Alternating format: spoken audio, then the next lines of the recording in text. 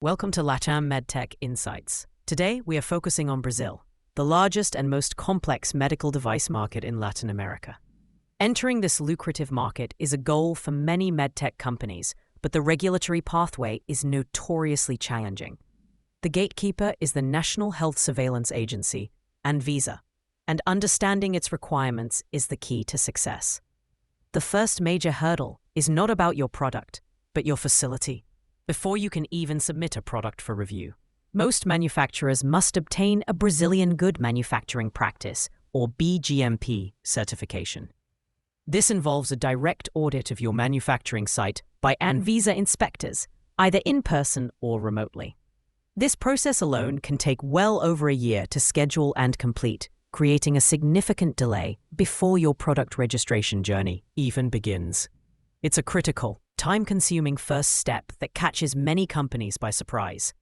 Once you have your B-GMP in place, the product registration path depends on its risk classification under the new RDC 751/2022 regulation.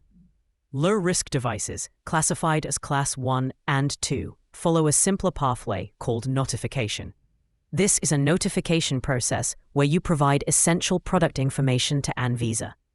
However, for high-risk Class 3 and 4 devices, the path is registro. This requires the submission of a comprehensive technical dossier, which undergoes a rigorous and detailed review by ANVISA. The technical and clinical data requirements are substantial. A critical strategic element for any foreign manufacturer is the requirement of a Brazil registration holder, or BRH. You cannot register a device in Brazil directly. You must appoint a local company to act as your BRH, which submits the application and legally holds the registration license. This entity is entirely responsible for the product on the Brazilian market. A common but costly mistake is appointing a distributor as your BRH. If you decide to change distributors, you may find your product registration is owned by your former partner, forcing you to start the entire expensive and lengthy process all over again with a new BRH.